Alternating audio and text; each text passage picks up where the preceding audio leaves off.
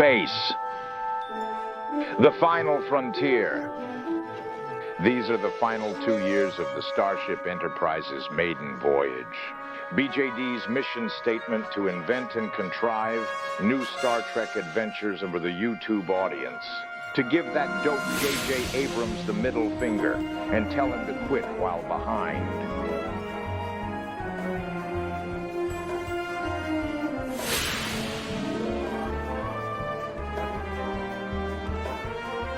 To boldly go where the NBC network didn't have that nutsack in 1969 to go before.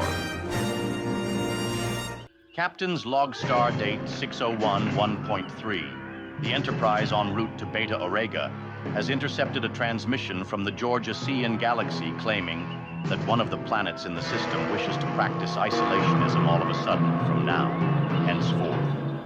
Unusual, because it happens to have a trade agreement with nearby Jomania regarding the precious organic J-17 compound. We deem it necessary to perpetrate a welfare check, to use an old colloquialism from planet Earth, bearing in mind strict adherence to the Prime Directive and no intergalactic twisting of any arms whatsoever. Transmission intercepted, correct, Captain. They want isolation. Captain, the planet is coming on screen. Isolation, huh? Well, good for them. A planet's got to stretch its legs, find itself. What's the harm in a little solitude? Captain, their decision is illogical.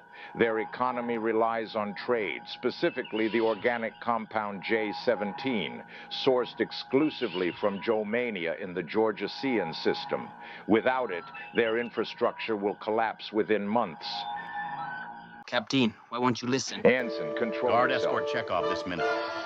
Gentlemen, it is true. I find human behavior fascinating. Now, if you'll excuse me, I have to report these findings to Dr. McCoy.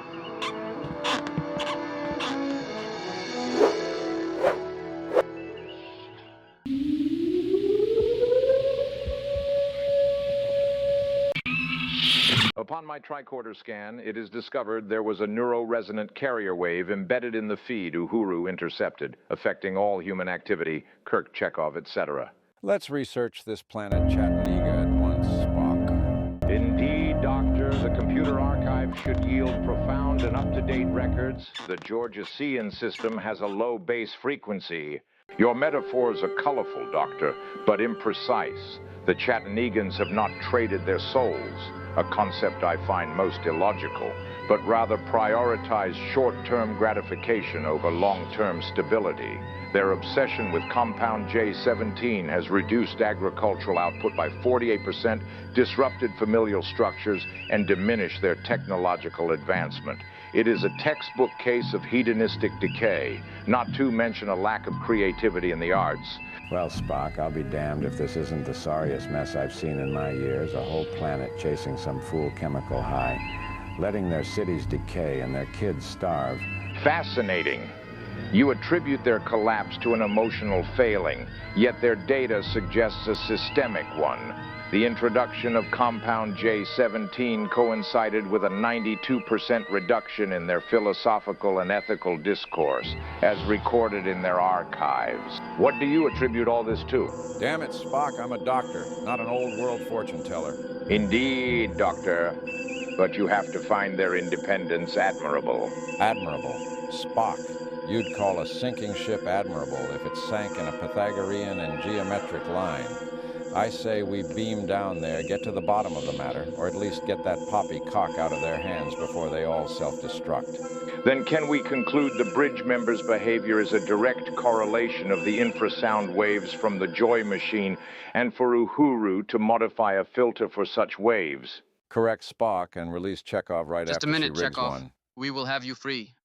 Reminds me of how they treated Putin in the 2020s. What is the USS Enterprise doing in our affairs? Ha ha ha ha ha. I am sure. If James T. Kirk and company are paying us a visit, I'm sure that overbearing horse's ass of a captain has nothing jovial in store for us.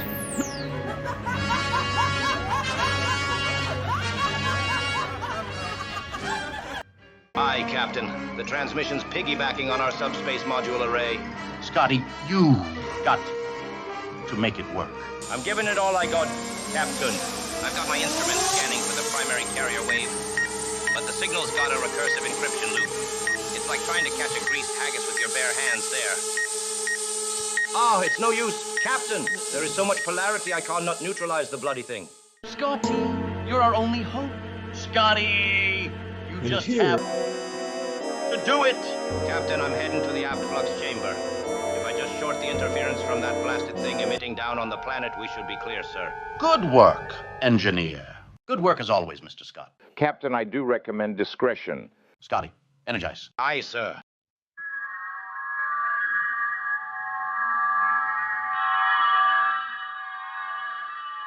Godspeed, gentlemen. You're away to that wretched rock.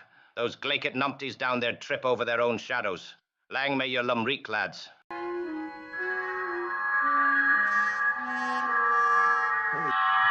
Fred.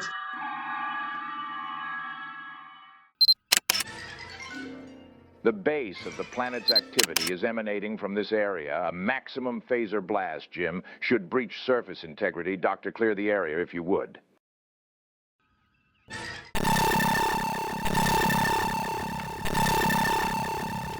Seems to have done the trick, Spock. Indeed, my tricorder should lead us straight to the Chattaneegans, Doctor. Captain, do follow me with discretion and do pay special heed to that sudden dip at the entrance. That pointed ear pathfinder.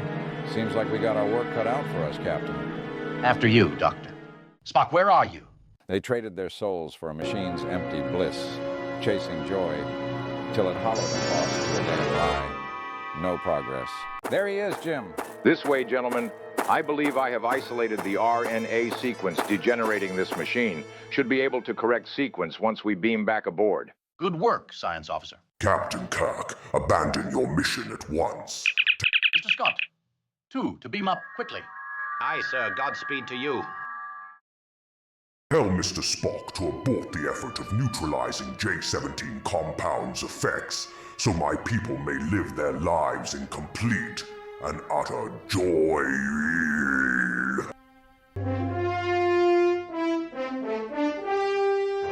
It is just the captain down there against all them hooligans, lassie.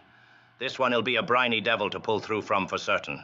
Great people of Chattaneega, this gentleman right here wishes to end your good times for all. Show him how you feel about that. All right, you people. Give me 1 minute now. I promise. You will understand everything. Just stabilize the delivery. Ain't no machine gonna outsmart a good old country doctor on this one. All right, you little devil. Show me that mutation. Nurse, this mutation. It was stable once, back when their planet wasn't a madhouse. Kept their dopamine levels steady, gave them a natural kick without frying their brains. Your plan presupposes the Chattaneegans desire this return to what you term a wholesome lifestyle. Doctor, your enthusiasm is noted, but your conclusion rests on several untested assumptions. Christine, hand me that enzyme sequencer. Captain Kirk, you have 1 or 2 of your Earth minutes to indeed state your case to the people of Chattaneega here, but rest assured that all outcomes are final. Citizens of Chattaneega, look at yourselves, trapped in a gilded cage of endless delight. This mutation, this joy machine, has turned you into shadows of what you could be. Zombies chasing thrills, not lives worth living.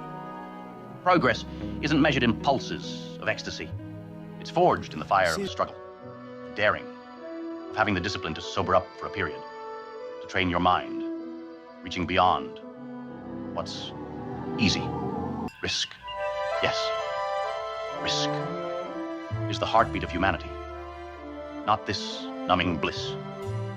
You've got the tools, the minds, the technology to climb higher. Don't let it rust under a sugar-coated tyranny. Shake off these chains, reclaim your will, and steer this world back to what it should be. A bold, striving, star-reaching society. The future's not a toy. It's a frontier, and it's yours to conquer, if you've got the guts to try. Once, on Earth, we faced a shadow. just as dark in the 2020s and 30s. Violent video games twisting minds, the destructive fentanyl flooding veins, both promising escape, but delivering ruin. Society nearly buckled, until we said enough. The parallel's clear. Your bliss is their poison, a seductive trap. Simply put, you must be better than the high, or suffer the most grave and dire of outcomes yourselves. Another 1,000 years of mindless joy and degeneracy, or restoration to a proud, upstanding society and natural progress. As I speak, Dr. McCoy and Mr. Spock are working feverishly to undo the genetic mutation that J-17 has wrought over the centuries and inject the machine with this antidote. But it's up to you. Captain Kirk, that was quite a delivery. Indeed, you may proceed to beam down the antidote and return to your ship. Citizens, we have much sobering up to do and progress to make. Scotty, one to beam up and tell McCoy and Spock that a receiving party will be ready at the planet's surface to receive the course correction. Aye, sir.